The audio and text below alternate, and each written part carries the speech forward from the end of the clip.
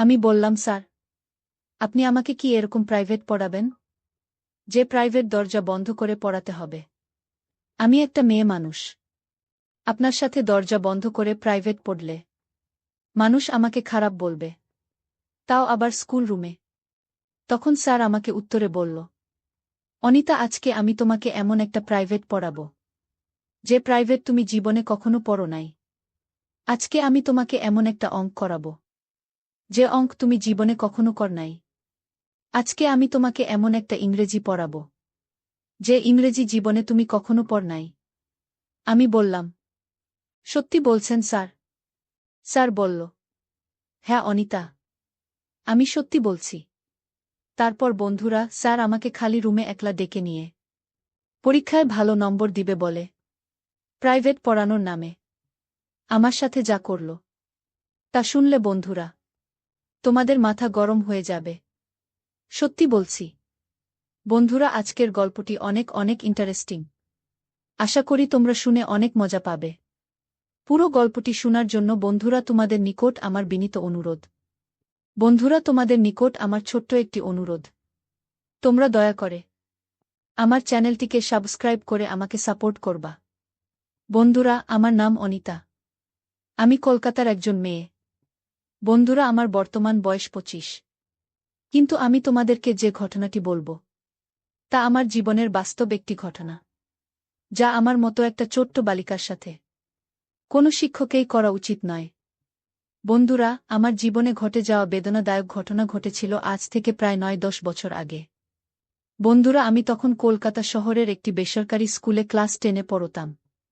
আমি তেমন ভালো ছাত্রী ছিলাম না, কারণ টিভিতে সুন্দরী প্রতিযোগিতা দেখে দেখে নিজের সুন্দর চেহারা নিয়ে গর্ব করতাম। আর ভাবতাম, চেহারা সুন্দর মানেই দুনিয়া আমার হাতের কাছে। তাছাড়া রাস্তাঘাটে ছেলে পেলে, স্কুলের টিচার, এলাকায় সবাই আমার দিকে তাকিয়ে থাকত। নিজেকে অনেক সেরা সুন্দরী ভেবে সব সময় সবাইকে এড়িয়ে চলতাম। আমি সব সময় আমাদের ক্লাসের স্যারদের কাছে প্রাইভেট পড়তাম। এতে করে স্যার ক্লাসে কিছু বলার সাহস পেত না, আবার ভালো মার্কস দিত। দেখতে দেখতে কিভাবে সময় চলে গেল তা বুঝতেই পারি নাই। একদিন আমাদের গণিতের শিক্ষক সুকেশ স্যার হঠাৎ করে নোটিশ দিয়ে দিল, আমাদের টেস্ট এক্সাম সামনে। আমি ছাত্রী হিসেবে তেমন একটা ভালো ছিলাম না। টেস্ট এক্সামের কথা শুনে আমার মাথা ঘুরতে শুরু করল।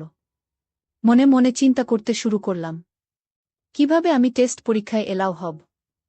আমি যদি পরীক্ষায় এলাও না হতে পারি, তাহলে আমার বাবা মা অনেক কষ্ট পাবে, আর আমাকে এসএসসি পরীক্ষা দেওয়ার জন্য প্রতিষ্ঠান সুযোগ দিবে না। মনে মনে চিন্তা করতে লাগলাম, যেভাবেই হোক আমি টেস্ট পরীক্ষায় এলাও হতে হবে।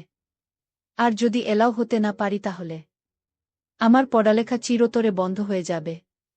আমার এই সুখের জীবন, আরাম, আয়েশ, ঘোরাফেরা, স্বাধীনতা সবকিছুই চলে যাবে। বাবা মা আমাকে অন্য কোথাও বিয়ে দিয়ে দিবে, যদি আমি পরীক্ষায় পাশ না করতে পারি।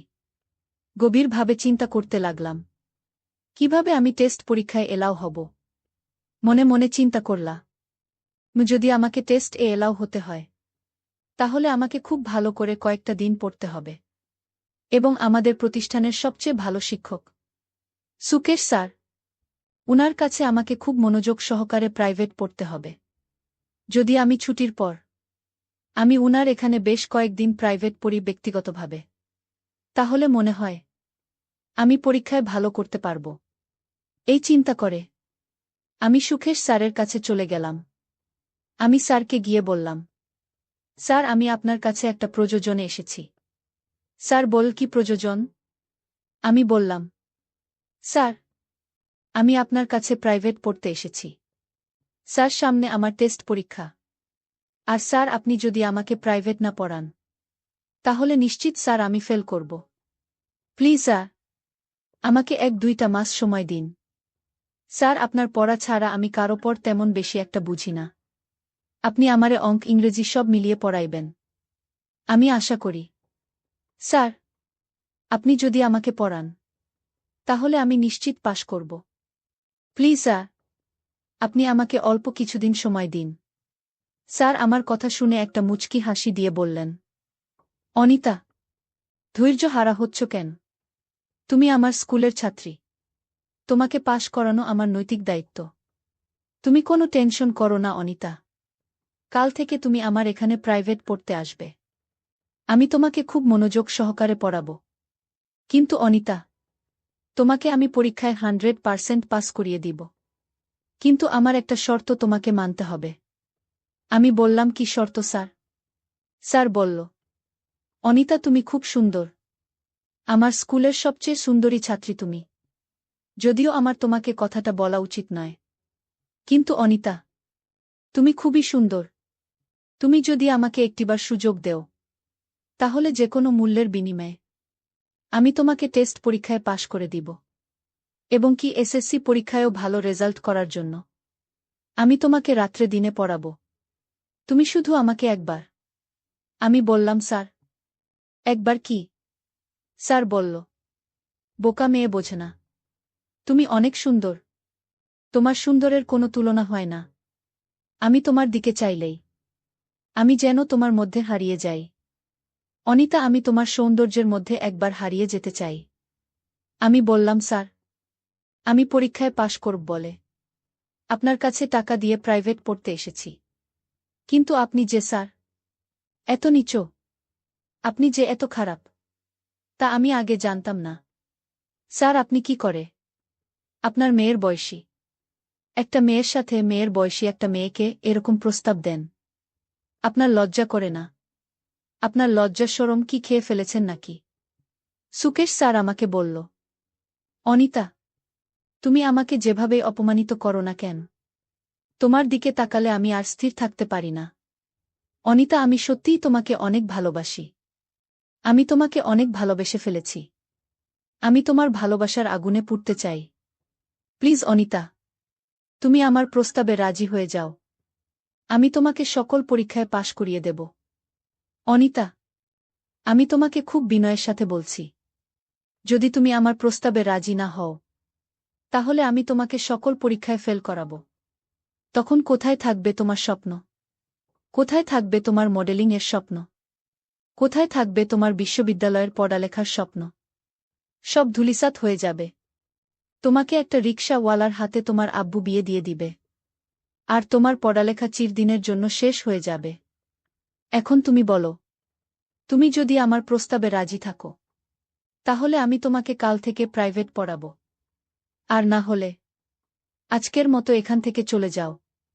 স্যারের মুখ থেকে এরকম ধরনের কথা শুনে আমার মাথায় যেন আসমান ভেঙে পড়ল। যেখানে আমার বয়স মাত্র 15 কিংবা 16 হবে, সেখানে 45 থেকে 50 বছরের একটা বুড়ো লোকের খারাপ নজর পড়েছে।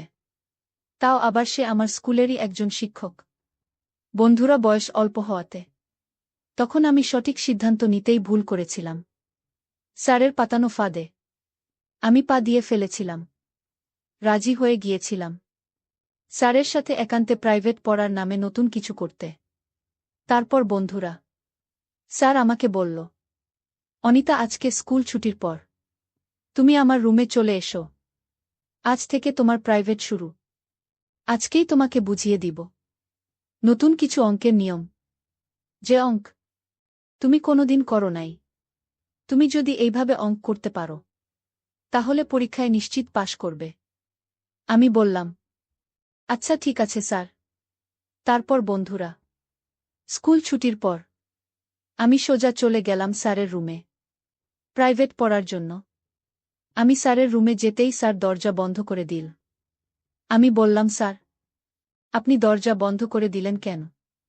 স্যার বলল, আরে বোঝে না, পড়ালেখার সময় অন্য কেউ এসে ডিস্টার্ব করবে। আর পড়ালেখার সময় কেউ এসে ডিস্টার্ব করা আমার কাছে মোটেই ভালো লাগে না। আমি বললাম, স্যার, তারপরেও আপনি দরজা বন্ধ করার দরকার নেই। স্যার বলল, কেন? আমি যদি দরজা বন্ধ করে তোমাকে প্রাইভেট পড়াই, তাহলে তোমার কোনো সমস্যা? আমি বললাম, না স্যার, আমার কোনো সমস্যা নেই। তারপরও আমি একটা মেয়ে মানুষ। এভাবে দরজা বন্ধ করে রাখছেন, এটা মনে হচ্ছে ঠিক না। তারপর স্যার আমাকে বলল, অনিতা, আমি তোমাকে আজকে যে প্রাইভেট পড়াব, সেটা তোমার জীবনের প্রথম প্রাইভেট। এরকম প্রাইভেট তুমি আর কখনো করো নাই। সুতরাং এই প্রাইভেট দরজা বন্ধ করে পড়াতে হয়। আমি বললাম, স্যার, আপনি আমাকে কি এরকম প্রাইভেট পড়াবেন যে প্রাইভেট দরজা বন্ধ করে পড়াতে হবে? আমি একটা মেয়ে মানুষ। আপনার সাথে দরজা বন্ধ করে প্রাইভেট পড়ালে মানুষ আমাকে খারাপ বলবে, তাও আবার স্কুল রুমে। তখন স্যার আমাকে উত্তরে বলল, অনিতা, আজকে আমি তোমাকে এমন একটা প্রাইভেট পড়াব যে প্রাইভেট তুমি জীবনে কখনো পড় নাই। আজকে আমি তোমাকে এমন একটা অঙ্ক করাব যে অঙ্ক তুমি জীবনে কখনো কর নাই। আজকে আমি তোমাকে এমন একটা ইংরেজি পড়াব যে ইংরেজি জীবনে তুমি কখনো পড় নাই। আমি বললাম, সত্যি বলছেন স্যার? স্যার বলল, হ্যাঁ অনিতা, আমি সত্যি বলছি। তারপর বন্ধুরা, স্যার আমাকে খালি রুমে একলা ডেকে নিয়ে এমনভাবে অঙ্ক করাচ্ছিল যে অঙ্ক আমি জীবনে কখনো কোনো দিন দেখিনি। স্যারের অঙ্ক করাতে আমার খুব কষ্ট হচ্ছিল। আমি কিছুই বুঝতে পারছিলাম না। হতবাক হয়ে শুধু কান্না করছিলাম, কারণ স্যারের অঙ্কের ধরনটা ছিল একটু অন্যরকম।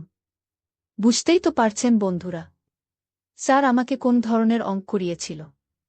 এভাবে বন্ধুরা স্যার আমাকে পড়ার ফাঁকে ফাঁকে প্রতিদিন বিশেষ ধরনের একটা অঙ্ক করাত, যে অঙ্কটা করাতে প্রথম প্রথম আমার খুব কষ্ট হয়েছিল।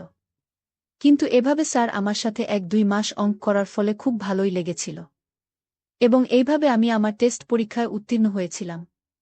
অবশেষে আমি এসএসসি পরীক্ষায় পাস করেছিলাম। কিন্তু এই পাসটা হয়েছিল একটা বিনিময়ের পাস। এই সামান্য একটা সার্টিফিকেটের জন্য আমার জীবনের সার্টিফিকেটের একটা গুরুত্বপূর্ণ অংশই আমাকে বিসর্জন দিতে হয়েছিল। যাই হোক বন্ধুরা, এটা আমার জীবনের একটা বেদনাদায়ক করুণ অধ্যায়। আমি জানি হয়তো তোমরা বন্ধুরা আমার কথাগুলো অনেকেই বিশ্বাস করবে না, আবার অনেকেই বিশ্বাস করবে। পরেও বলছি বন্ধুরা, পৃথিবীতে এমন কিছু ঘটনা ঘটে যা মানুষ বিশ্বাস করতে খুবই কষ্টসাধ্য হয়। আমার ক্ষেত্রেও ঠিক সেই রকমই হয়েছিল। বন্ধুরা, আমাদের প্রত্যেকটা সমাজেই এরকম ধরনের কুরুচিপূর্ণ মানুষ লুকায়িত আছে, যাদের কাছে তাদের বিলাসিতাটাই বড়, তাদের চাহিদাটাই বড়। তাদের সামান্য পরিমাণ চাহিদার কারণে আমার মতো সহজ সরল মেয়েদের জীবন নষ্ট হয়ে যাচ্ছে। তা তাদের চোখে পড়ে না। তারা অন্ধ, সারা জীবন অন্ধ হয়েই থাকবে। তাদের কপালে বিবেকের আলো কখনো জ্বলবে না। বন্ধুরা, আজকে এই পর্যন্তই। গল্পটি যদি তোমাদের ভালো লাগে তাহলে অবশ্যই লাইক, কমেন্ট, শেয়ার করবা। বন্ধুরা, তোমরা যদি এরকম ধরনের ইন্টারেস্টিং গল্প পেতে চাও তাহলে দয়া করে আমার চ্যানেলটিকে সাবস্ক্রাইব করে আমাকে সাপোর্ট করবা। পরিশেষে তোমাদের সুস্থতা কামনা করছি। ভিডিওটি দেখার জন্য তোমাদের সকলকে অসংখ্য ধন্যবাদ।